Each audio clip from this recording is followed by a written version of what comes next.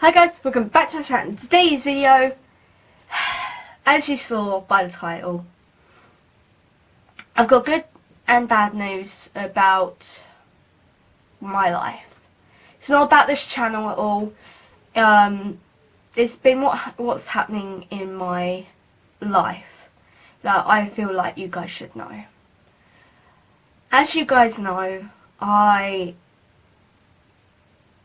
have titled this video Good and Bad News, or Bad and Good News. And I'm going to start off with the bad news and get it over with, because it will make sense for the good news. The bad news is that the person I grew up with, my best friend Toodles, as you guys know him, is my staffy, has passed away. He passed away weeks ago. It's nearly been a month now, I think. He passed away due to old age and health problems, and he's no longer here with us. And I thought it would be good if I told you guys, because I always say you guys are family and you guys should know if something happens once I'm ready to tell you. And I feel like it's been a long time coming, that I needed to get it out there. And I kept saying I'm going to do it later, I'm going to do it later, but I'm doing it now. And I needed to tell you guys because it just felt wrong. Because I don't want to do videos where I'm all happy and stuff like that without you guys knowing the reason I haven't been uploading is because I've been feeling like I want to tell you guys this big thing, but I act so happy in my other videos, and it's like, would it be weird if I told you guys this news and then posted a video the next day of me smiling and being happy?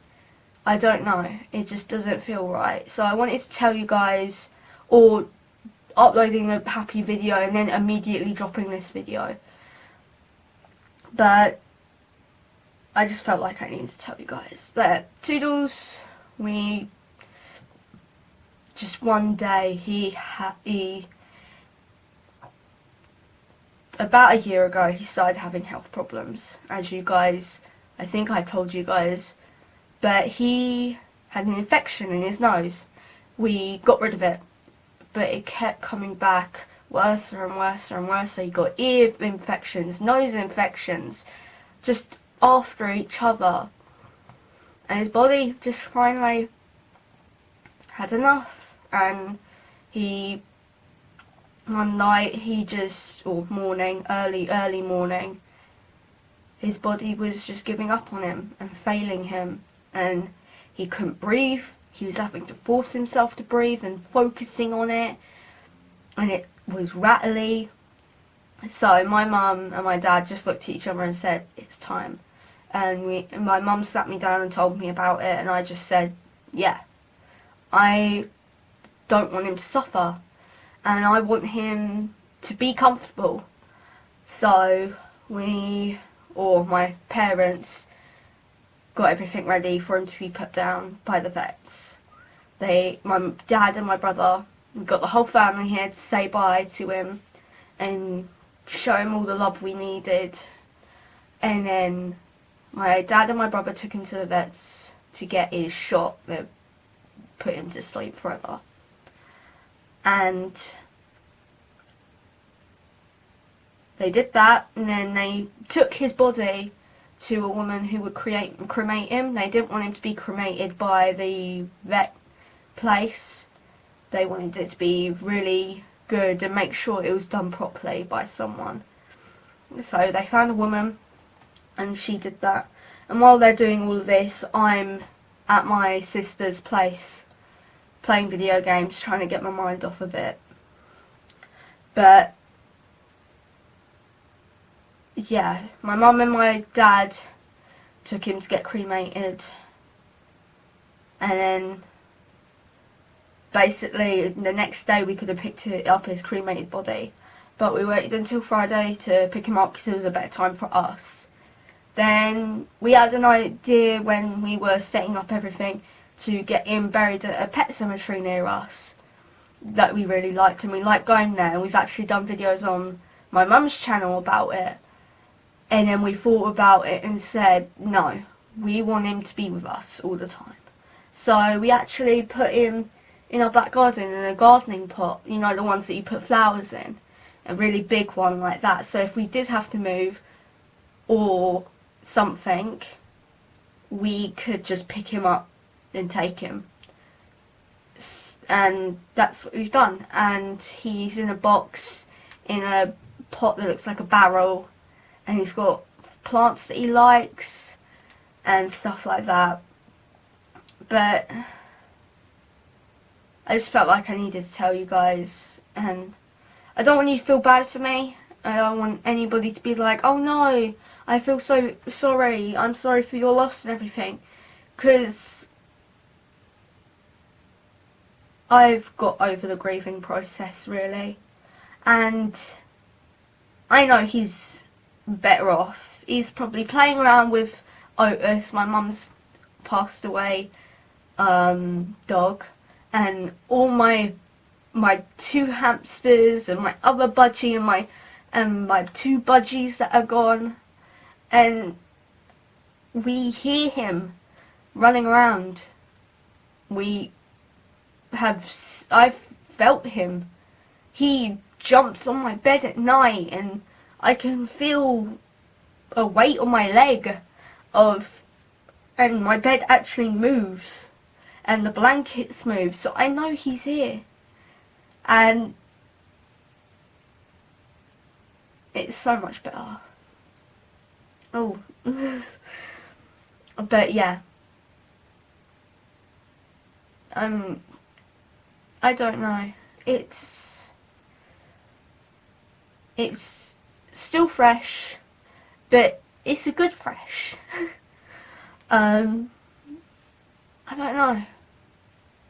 I'm just happy that he's not suffering anymore, and that he can be his old puppy self.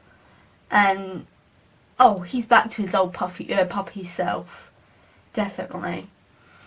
But going on to the good news of this video,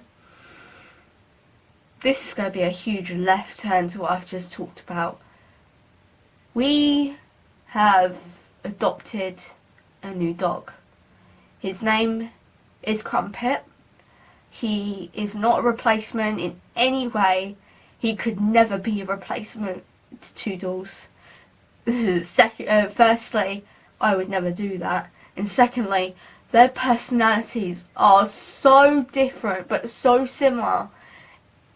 If he wasn't a 3-year-old dog, I'd think he's a reincarnation of him. He is a Staffy mix of something we do not know. So in the future, me and Mum have been discussing, in the future we might do a dog DNA test on him, because we know he's a Staffy with something else. He's definitely something else, because his body does not look like a Staffy, and his head is huge. It's like that big. He's got a thick head. But we got him from Battersea Dogs Home, it's a British dogs home, and we have been searching for a dog. We started off with this dog called Lily. We wanted to get Lily. She was a blue Staffy. People came over and said, oh, your fence is too high. She's something about her not being able to be around other dogs because she gets hostile and stuff like that, and she's jumped fences. Any dog can jump a fence. But anyway, we started getting annoyed because we couldn't find a perfect dog, and they were just asking for so many things. They basically wanted you to live on a farm with most of these Staffies, because Staffies get a bad reputation of being vicious. But Crumpet, even after everything he's gone through, is the biggest puppy in the world. legit, he's a huge puppy. He is the clumsiest dog I've ever met compared to Toodles. He bumps into everything, and with a head like that, he bumps into everything. He doesn't realise his own size, so he will crush me with love, but he will crush me. And he acts like a puppy because he wasn't brought up the best. Most Battersea dogs are not brought up the best. He was Polish. He was brought from Poland to England. And we don't know his exact history, but what Battersea told us is that he was kept outside his whole entire life until they got him. And he lived with other dogs, we don't know how many other dogs, but they all lived in the backyard, and his carers, the owners, just didn't care. And he's got scars all over his head, and his arms have got a bunch of cuts, and he's got cuts here and here, and he's got cuts on the top of his head that a dog couldn't get from scratching by accident and hitting itself with its jaw claw. And you definitely knew he couldn't scratch himself because his nails are so blunt, because he scrapes them on dirt and on pavement to file them down. And we don't know what he's been through, but we do know this. They say he doesn't like dogs. We get him, he's alright with one dog, but if there's like 2, 3, 4, he starts getting anxious. And the first time we saw this was a dog owner that we knew from having Toodles. And he was like, "Hey, haven't we seen you before with this dog?" And then we were like, "No, you couldn't have. We only just got him that day." And they were like, "Oh, really?" And we were like, "Yeah, Toodles passed away. We got a new one. He's from Battersea. We don't know what he's like with dogs." And this guy's got 2 other staffies. And he was like, "Let's see." And he was cool as anything. One dog, he was sniffing and everything, and then another dog that was like a white staffy that was bigger than the other staffy was standing away from Crumpet, and then suddenly barked, like having a go at him for some reason, even though he had done nothing. And then Crumpet just had a go, and then he started crying and started whimpering at himself. He just doesn't like barking in anger, and he will bark if he sees something at the door, like there was a shadow at the door where someone was like looking through the window. He barked and barked, and then the person just left. We didn't see them after that. So he does bark for good reason, and if he gets startled, he barks. But because he was brought up outside, he's basically a puppy. He does the mouthing thing when you're stroking him. He will try and like nibble and trying to feel things with his mouth, and he will just come down with a pair of socks or like your underwear or a bed sheet or something random. He's taken my ADHD bottle pots and stuff like that and brought them down. He just doesn't understand what everything is and thinks, "Oh, I could take this," and then we have to teach him that you can't take everything and you have certain toys that you can play with. And he does play with toys. He does play with toys. He's not like Toodles, who didn't care about a ball or anything. He loves toys. He loves playing with toys, which is a nice change. But Crumps is so dopey. He forgets his own size. He falls off the bed. He is so adorable, and it feels right having a dog here. Because once Toots passed, we were like, no more dogs. We can't handle it, like losing another one, especially my mum, because her last dog that she had that was hers, Otis, she only had for 2 years because he got a cancer, a tumour in his brain, and they had to put him down at 2 years old, and he was just a puppy, basically. And then having Toodles for how long we had him, it was nearly his birthday when we had to put him down. But we were just happy he made it past Christmas. But yeah, so yeah, that's the good and bad news of what's been happening in my life. And it feels good to have it off my chest to tell you guys, because that's the main thing that was holding me back from doing a bunch of videos. And now I feel like I can get back into doing videos. And what videos do you want to see? Comment down below. I know I say it all the time and I don't get a comment, but seriously, I want to know what you guys want to watch. We could test foods, and we could do stuff with the dog. We can do so much more. And I want to know what you guys want to watch. I know you guys like me trying things out and doing challenges. But what challenges? What food do you want me to eat? What things? I need something. Maybe we react to videos. Maybe we test food out on Crumpet, because we don't know what he likes. It's a whole new adventure. And we get to see it with him. And get to learn his personality. Get to see him for him. And get to see what a great dog he is. And when we first got him, he didn't know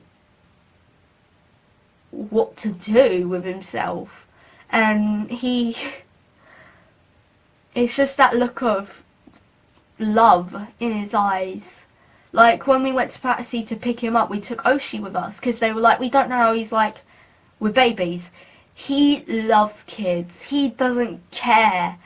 And yes, he would get really like excited around Oshi and stuff like that. That's why we have to tell Oshi to calm down when she's near him, because he reacts to it. Because he acts like a 2-month-old puppy,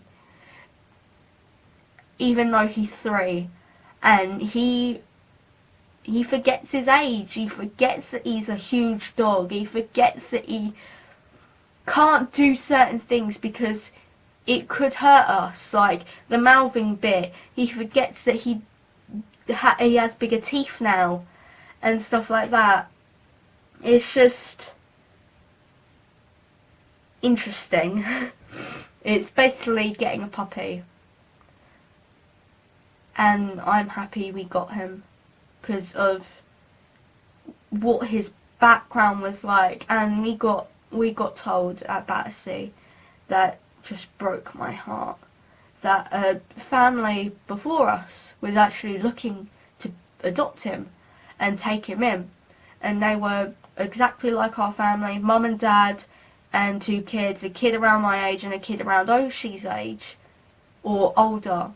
And they went in there, they looked at him once and saw the scars and just said no. Just because he had scars. And I just found it so sad, because you think about all the types of dogs that Battersea gets. They get 3-armed dogs, they get 2-armed dogs, they get deaf and blind dogs. And you think about it, people just want the best type. They want the best phone, they want the best dog that looks perfect. But they also want to adopt a dog, and it's like, you can't adopt a dog and get the perfect dog, because it's going to have a bad past. Because most of them do. But I don't know. I'm just happy we got him out of a bad situation. and he's really blossomed into a dog and isn't scared, and I'm just happy. But that was my video of my good and bad news, and I hope you guys don't feel bad about Toodles, but I hope you guys are happy about Crumpet.